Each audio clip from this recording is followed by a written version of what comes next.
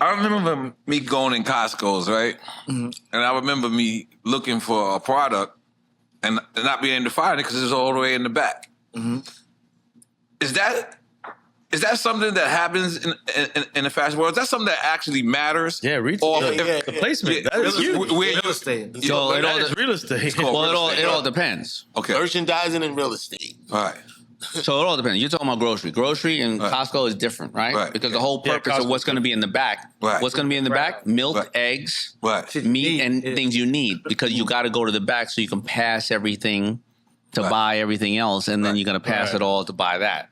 But what you're talking about is merchandising and all that kind of stuff. When you see like big department stores you don't make any money off a big department store. So a big department store, they're not selling clothes. A big department store is selling real estate. Mm-hmm. So if you go look at the Ralph Lauren section in there, Ralph Lauren paid for all that wood. They paid for the person selling it to you. All the tables. They're paying for the people in there. That's how that goes. Ralph Lauren is paying for every one of the billboard. Ralph Lauren is paying for the windows. Every time you see the stuff in the window, their job is to sell real estate. You don't make money in there. So when you launch a fragrance, you got to pay $22 or $25 per person you see going like this in the store, going like this. Hey, smell this, smell that. Them motherfuckers. They're selling everything. So what happens is, and that's why they say clothing company. I mean, they say retailers like that get really religious because what they tell you to do is spend $1 million on putting stuff in the window, putting stuff in the circular. People there, put your stuff on wheels because if your shit don't sell, we're gonna mark it down and roll that shit right out of the back door. Mm-hmm. And that's where they make their money on all of that. They don't care about the clothes. They're selling to us. We gonna buy the real estate. And that's why we tell everybody here who's watching the show, be your own distributor online, direct to your customer. Because even when you want to be in those stores, who bought it? Once they go past the register, who bought it? Was it a mother buying it for herself? Did she buy it for a kid? Was it a gift? You don't know who they are. So now we want people here who watch this to sell their own shit themselves online. You don't have to set up no store. Direct to consumer. So you can say, how did you like it? How did you not like it? What should I do better?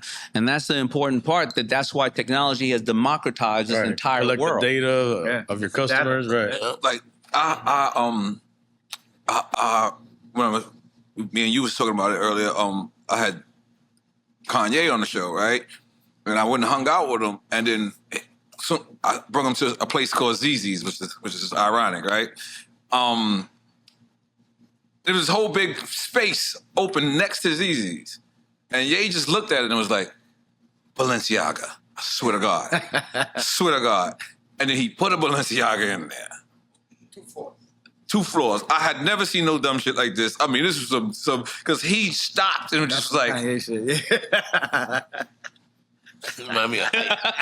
by the way, it's nothing there. Right. There's absolutely nothing there. Right. I just described Zzz's to him like, yo, this is a place we're safe. You know what I mean? There's no hood shit going on. I'm a member of the club. You know what I mean? Boom, boom.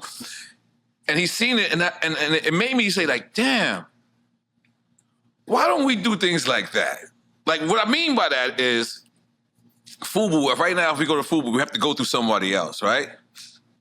No, you go right. No, what I'm saying is, like, if I wanted to go to a store, why isn't FUBU stores? Those are. That's a great point. Those are different businesses. Okay. So you have to have an operator. Okay. Because we're not good retail operators. That's like saying to I don't know what you do here. Right. That's like, I don't know how they do the carrier of the broadcaster. Mm-hmm. Right? So a store is a different, like we know how to make clothes. We know how to make them good. Da, da, da, da. To own a retail shop, you have to know how to put it up there. The software, the shipping the goods in, shipping goods out, taking goods back, customer service, Never mind the lease of the place. The lease of the place. So they're different. Retail, whole different insurance. So what he did was probably he already knew the Balenciaga because they have different divisions, and it's licensing, like we said. That's exactly what we did. Like we had FUBU stores, and we still do in certain countries. But it's somebody who's an expert operator. They have 10 Donna Karan stores. They have 10 FUBU stores. They have 10 this, 10 that. So that's why, because you don't want to get the way to Disney does not own all of it. They license it. When you see Mickey Them Mouse, stores? yeah, Disney don't own well, a lot of it would be Disney. Some would be Disney store, but they'll license out. Think about all the licenses Disney have. You can get keychains all the way. They're not making that stuff. They're licensing that out. You can get like Star Wars everything. That's because they're licensing. And that's Disney. Like even when you saw Damon with the Marvel. That was a licensing deal we did with Marvel. Yeah, because I helped license that to Actively Black, right? You know, so it's all about licensing is the quickest way to grow your brand, extend your brand, and revenue. Can I ask a quick? This is going to be a little bit of a veer off, but talking about licensing Marvel for the average. Let's say there's a person creating their own brand and they want to license a big brand like a Marvel or a Star Wars. How difficult is that? Extremely difficult. You gotta come to me. You gotta come to somebody like me. You got it now. You just You gotta come to somebody like me who can talk to them, who say, give this young person a shot. Because you got to have sales and all that. You got to be popular to even have that conversation. And a lot of times you're not even communicating with Marvel. You communicate with someone that already holds the license. But let me give you something that you guys do.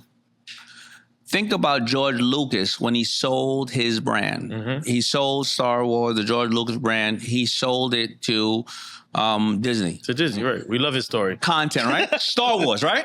How much do you think it sold for? Anybody want to go? Was it $1 billion? 3.8 billion. Right. Right? Which he regrets, kind of.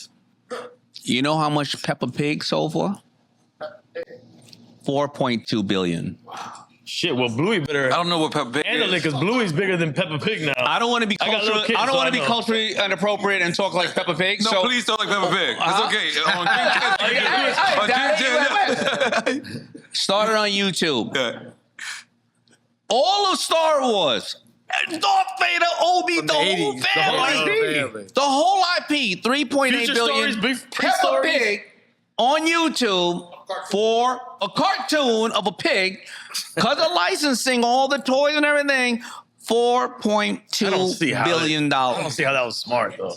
Because Peppa Pigland and Legoland is terrible. Actually, that's the only thing good about Legoland. I don't even know who Peppa Pig is. And I got kids. I got little kids, so I'm in it. Oh, I know you. I'm lost right now. I know you. You gonna know who Peppa Pig is.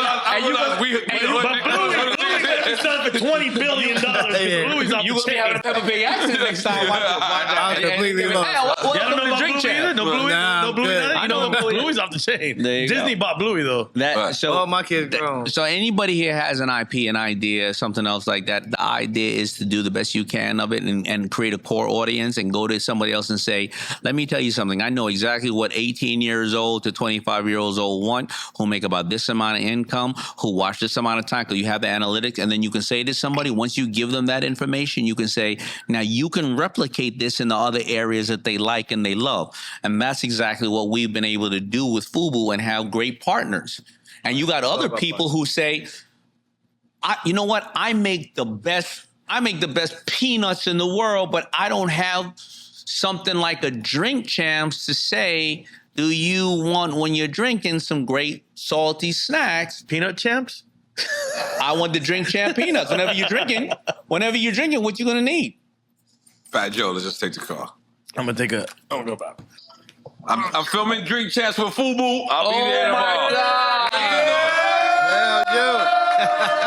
Rewind, Fat Joe. Rewind our time. I'm about to not rewind. One of the We'll be there. We pull up on you. I hit you as soon as I finish. Fat Joe's one of the first stores to ever buy our stuff, and we were bringing it to his store in the Bronx in the back of our trunk. Yeah. And Fat Joe, I used to take them to our warehouse, pick out the clothes for them, and count all the money in cash. It take me like freaking 8 hours. We only sold to 8 stores in New York, and Fat Joe was the fourth store in New York City to ever buy our stuff, and we were still in the house making it at first. And he used to come out and he was a legend and still is a legend to me, and be like, "Yo, man, all right, I'll buy your shit. Let's just buy it." All cash, no credit. All cash. All cash. I guess I was call All it cash. crack. Let's make some noise and jokes. Get me on the street. He didn't have a problem with credit. He didn't have a problem with credit.